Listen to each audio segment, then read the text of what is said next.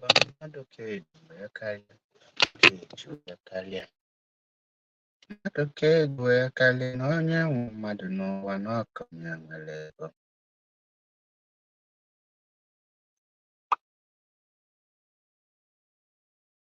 Nna m ịgbawa mbọ n'ụwa na ya bụ nwago ga-abịa na ndị ọnwụnwa na ha ga-abịa ka ha tinye elu ga-abụ ndị ịgba na-ebi bido n'oge wee gbawa mbọ ndị ọnwụnwa ga-ebido n'oge.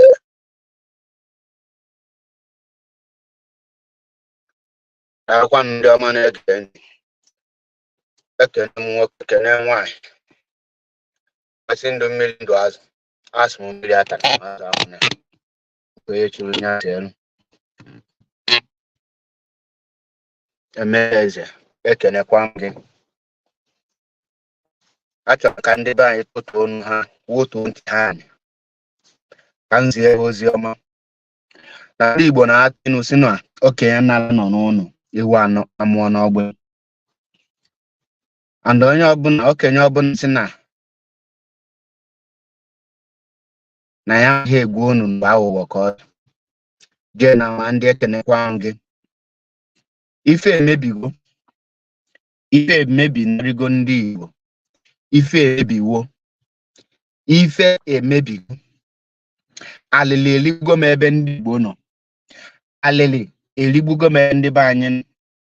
Amara m ebe m ga-ebido dis message ebido, amaghị m ebe m ga-ebido dis ozi ọma, mana before ngaba n'iru onye ụna n'onye n'ụbọchị nke tata bụ MAP Eziokwu bụ ndụ 1 Biafra land.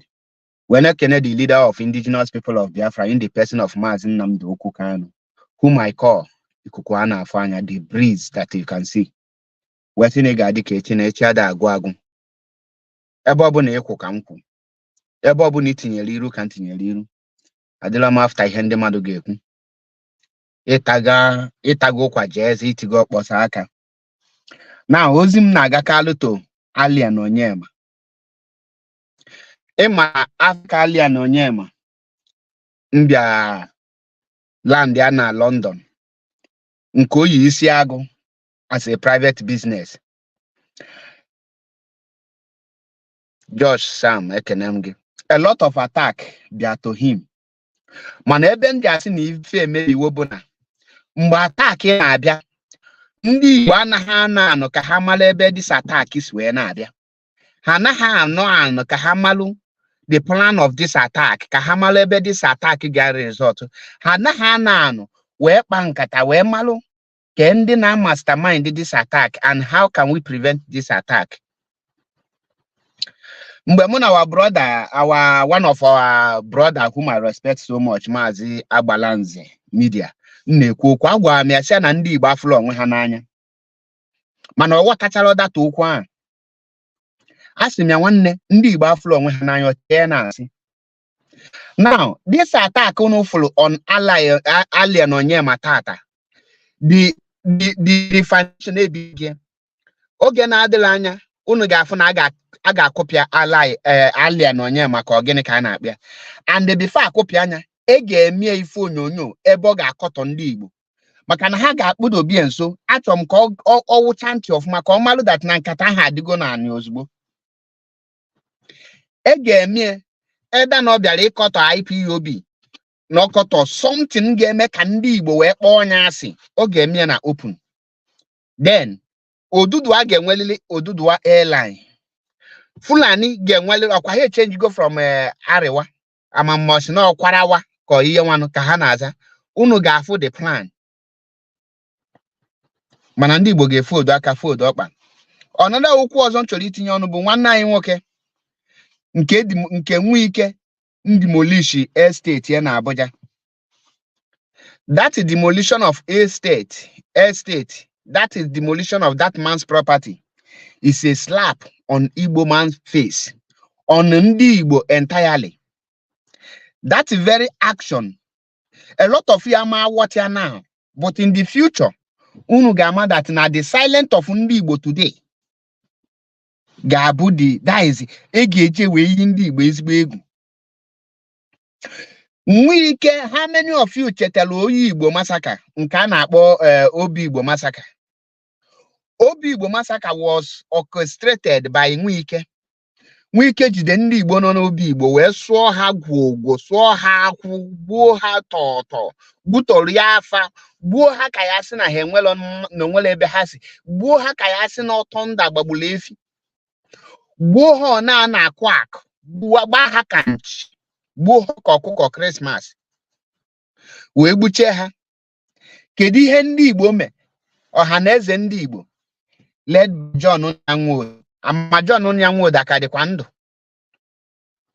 Ha gịnị ka ha mee? Ha gaa n'Obi Igbo gaa gụba Nwike, Nwike ka anyị ga-eso, ma ọ na-eje eje ma ọ na-ana Nwike ka anyị ga-eso, Nwike, Nwike ka anyị ga-eso, ma ọ na-eje eje ma ọ na-ana Nwike ka anyị ga-eso. That was the reasons Nwike ji nwee the mind wee play politics against Peter Obi, gba Peter Obi politics ụmụazị, kụchapụ Peter Obi, kajie Peter Obi nku, kajie n'ụkwụ, kajie n'aka. I am not pitying Peter Obi. The reason Nwike ji wee mechie odosi bịakwa na Anambra steeti wee gwakwa ndị Anambra na nwa ha nwoke enweli for pastor ndị Anambra kwọrịa aka under Governor Professor Chukwuma Charles Soludo. Anambra kwọrịa aka. O meche lopu Peter Obi na PDP lunye na Mushroom Party na-enwele anything or pastor. Now, to reward ndị Igbo again for being nzuzu, ndị Fulani anya fuka Tinubu ndị Governor Sanwo-Olu wee wolu government wee na-demolish Igbo properties in order ka ndị Igbo yara inwe onye ha ga-suspect, in order to make sure that na ndị Igbo enweghị any person ha ga-ejide aka, so that ndị Igbo ama that this is a tribal war, that the time to fight, even if ihe ọbụla oge take, ihe ọbụla a ga-akpịa sị ịkpọ ọnya, anyị akpịa tribal war sị ịkpọ ọnya, anyị akpịa anything religious war sị ịkpọ ọnya, but to prevent the more degrading of Igbo name, ndị Igbo emenwurie.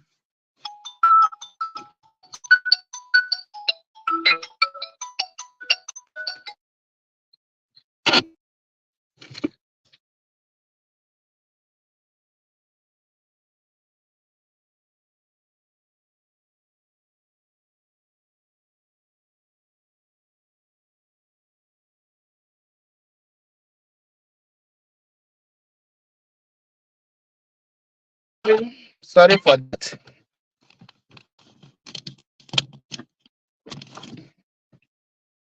Ndị Fulani, sorry for that. I just receive a call.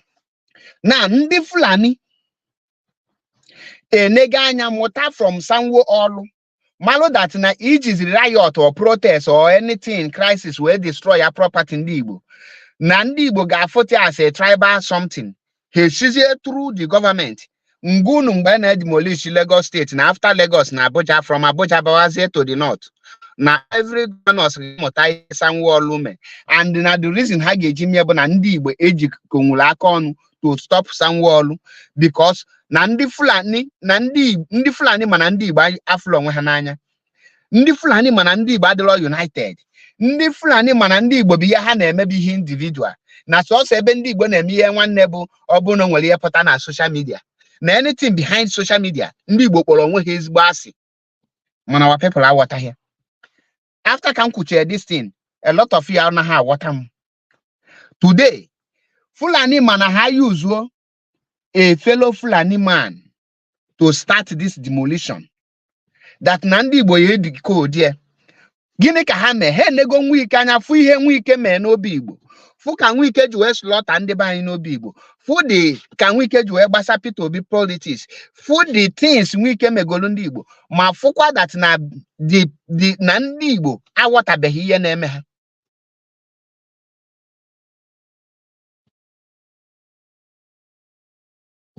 Gịnị ka ha mee? Ha pick Nwike nye the Minister of FCT of Work. Now, the same Nwike ahụ mgbulu ndị Igbo n'Obi Igbo, the same Nwike make sure no frustrate nwa afọ Igbo Peter Obi na PDP, using the like of Okezi Ikpeazu using the like of gịnị ka na-akpịa nke Benue, or is he Samuel or something here there, using the like of Ifeanyi Ugwuanyi akponya G5, where walk off for his own way.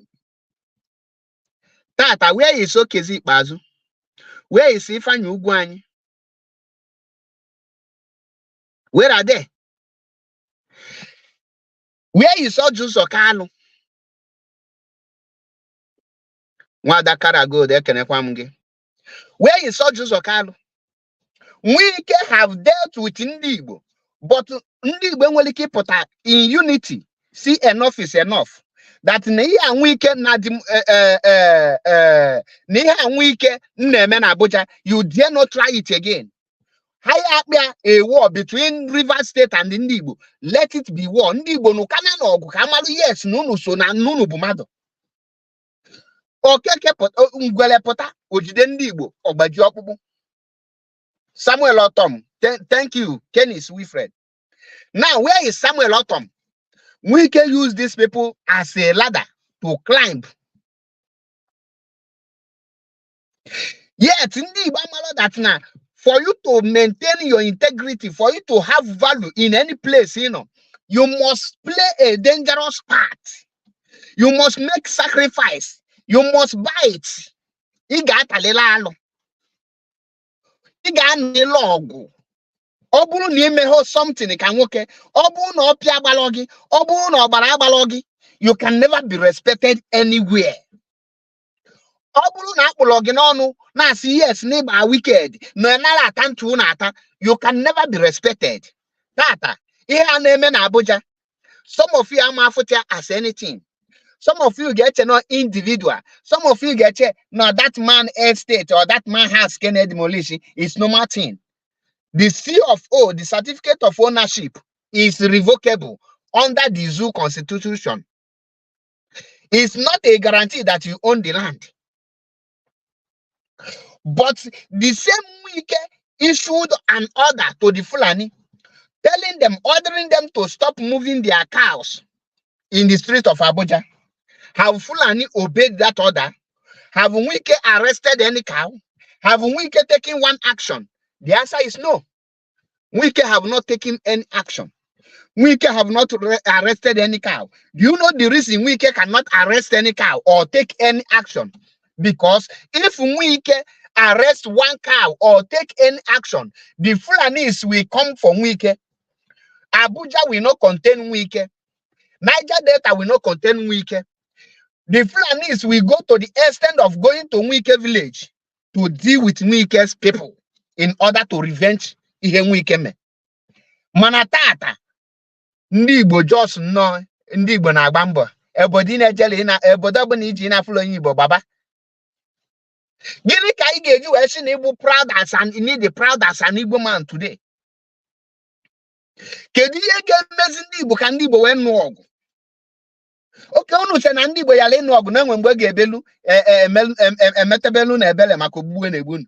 Okay, anyị na-eche UN, United Nations, Britain, London to come and help us in what we can do on our own. Mana, because we are coward, because we are born coward, that is why I keep on respecting my forefathers, our ancestors, who fought with their body, their soul, and their flesh. You know, this is a struggle.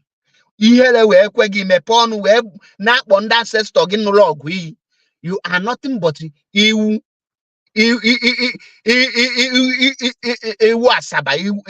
is his bidder. John will give this question today. Now the whole contraption tata, the tribe nenwelo respect, tribe nenwelo integrity, tribe nenwelo something any person nenwelo ndi na to hold. Even ordinary Benin 300,000 population, they respect them. Niger Delta, they respect them. Fulani ada atanti hata because of the action. On our social media, eboja na gossip.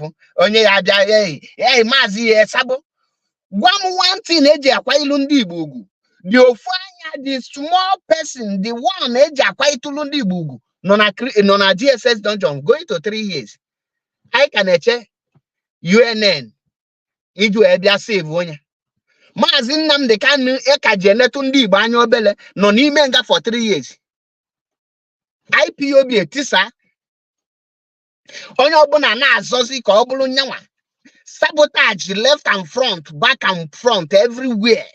Maka gịnị onye ọbụla chọrọ ịbụ ọ bụrụ onye kwụrụ ọtọ nkwa atụ onye so mụ bụ eze ga-akwụ ọtọ.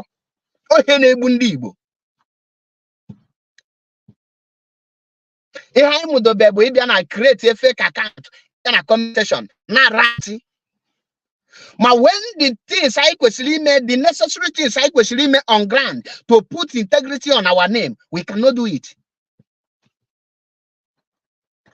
Anyamami Alien Onyema, very soon ha ga-akụzilu gị that you are not in Nigeria.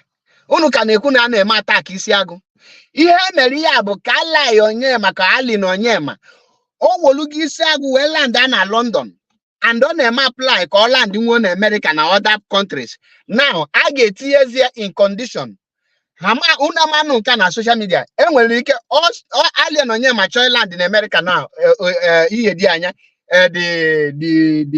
the cabin crew eyizi efe ndị Fulani or ihe nke Yoruba or nwezi ike na ha kwazielu ha ike kwere mmadụ isi agụ Nigerian coat of arms isi agụ una mahụ na ihe aka na-achọ elu banye dị ha chọ ka market here the culture of the Fulani, the culture of the Yoruba.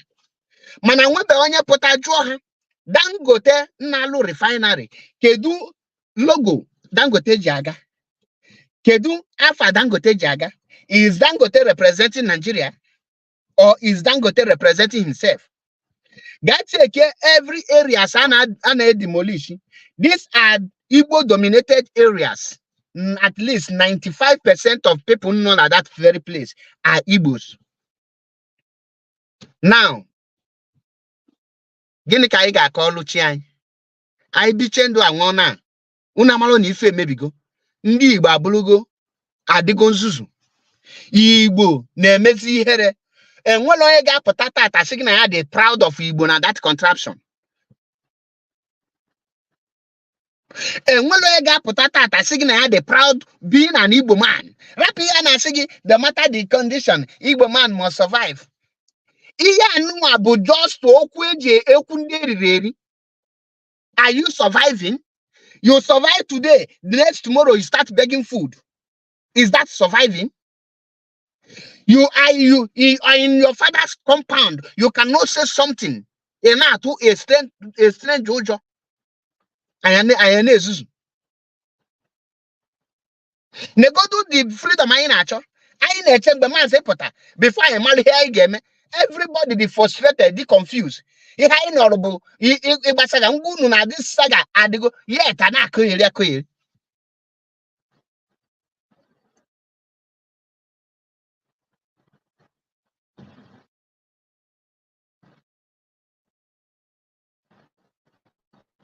Igbo remain the only useless people ever on this earth.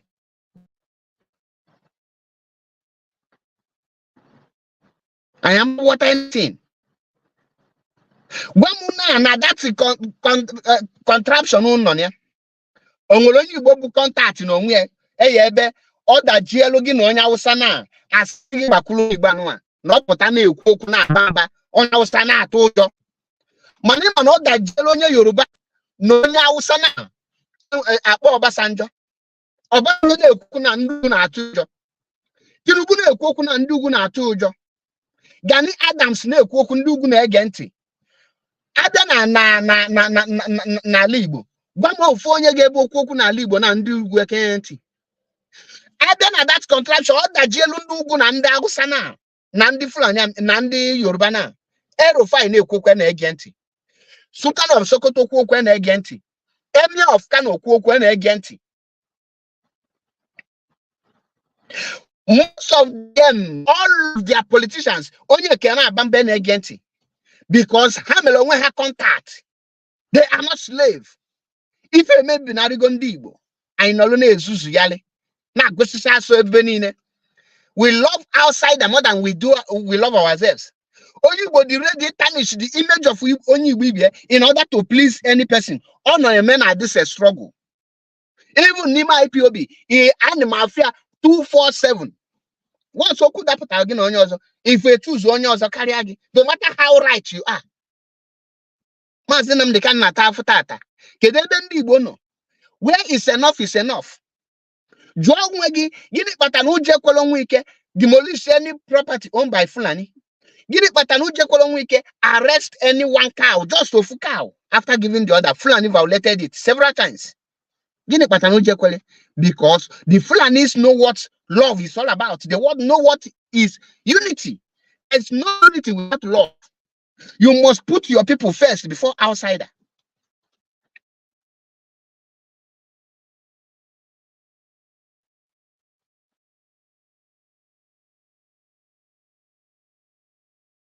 Our people are now not powerful.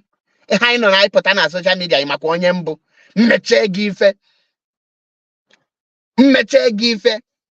And we got many. Equal mafa. People get the second in a cell. Gina Hane make case for 1 year. No.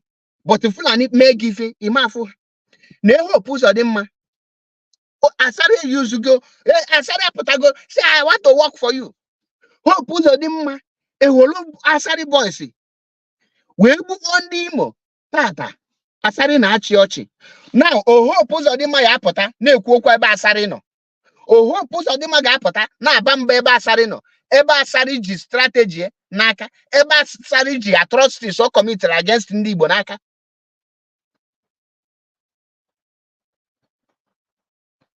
The question in Najun Nabo. One single onyibo na commit behonwe before the Fulanis. Or na kebuyalele nothing, buyali nothing.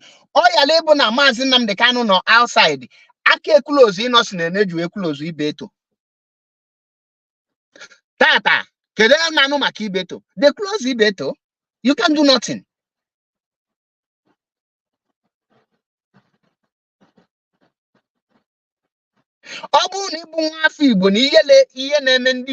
You are not ashamed of what is happening to us. When Obali Badlogin Aro.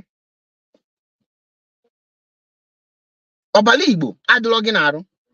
On the MMSB fella now 14 in the Bonagabega. Yet nothing can motivate us, can push us to come together and unite to fight for what we believe in, to fight for ourselves. Igbo choose to destroy themselves instead of coming together. The problem of Igbo Tata is who will be the one? Oh, Yemuku Kegeme, in as far as Nikwetalon and Kenku, Nkahiku, Amami, ma support. Come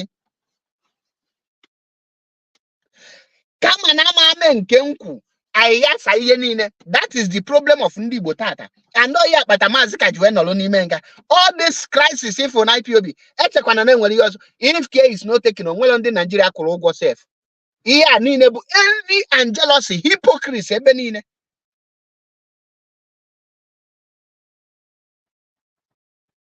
Madugapata actually made something. Do to like the person. If Baba Mbako ya libu through the person, Makaneme ya honya oku, or bononya he would take best advice. It's sabotage. You think you are doing great. Before you know it, you become a Fulani boy. Before you know it, you become a Fulani slave. Before you know it, you now become you turn against your people. If maybe one day, we can't continue like this unless we want to wipe out this race. Abun and baby the lot of this time. Stop 1 week and make sure that now the property of that man will be given to him back, and the compensation and will be given to him. You are not doing it for the man, you are doing it for the integrities of Ndibo. Abun 1 weekend kitchen and Ndibo Nine non Nigeria, Ndibo one Nigeria list, where 1 weekend kit or succeed to intimidate and they use that man, useless that man as an Igbo man. Well, Potana Sigi, it's an Abuja Anambra state where you can get a illegal court this to stop him. How can an Igbo man get all this property? He underrated the entire Anambra.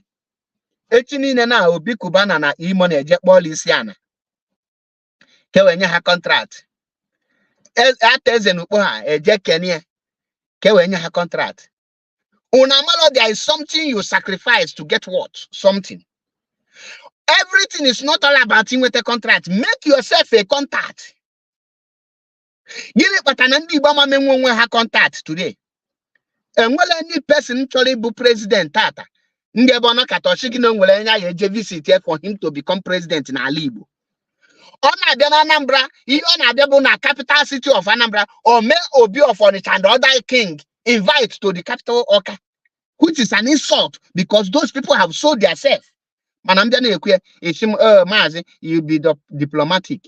Gino ene mife diplomatic.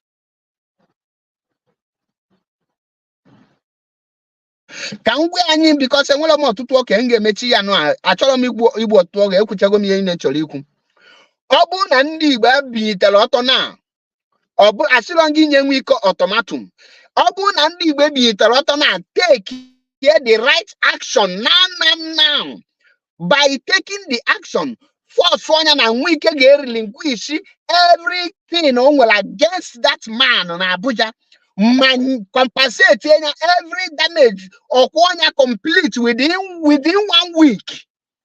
Obu Nandi Bemelia, believe you me, the demolition of Igbo properties in other parts of Nigeria will soon start using the ministers and the government, and nothing will happen. You can't do nothing. That is the major truth. Eba no one no be a lower gum. That's why I put on a comment section. You know na form hard the corn and the hard bingos. APC media warriors said Benine. Mande woketon, Mande wine ton to woke. Ne no nanya nas the kuma. At this point, you are still thinking of who you will call a betrayer. Oh my God. It is quite unfortunate. Nandi Benwelu. Now that's Nigeria. And they restore Biafra with this mentality. Even when minority na Bundibo, how they take it for granted. Because we have sold ourselves kobo. And Yamali Febu unity, Kaidam Ihebo love. And Yamalo went to fight, I went to make a statement. That's why I don't even too much of making press release is noise.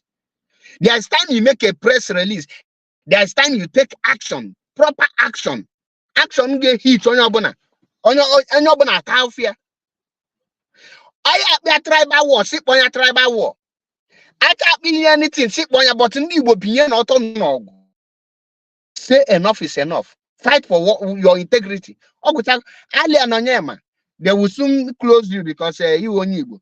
Ndibo, all no protect long alugemunu. Anomobodo Igbo. Italian citizen of Shalomano, Bolonde Italy, Deseribo, bye. Oguchakoram nona Kambuanu Nuke, MAP, Eziokubundo, 1, na Biafra land, Ndibo. A word they say is enough for the wise. If we like, let us rise. We must know who is our enemy and who is our brother. Iana Basal South, Ndabla our brother. These are pure enemies of Ndibo. Truth must be told, and I, MAP, have chosen to say the truth and keep the record straight. Hate me for what I believe, but I will never give a fuck.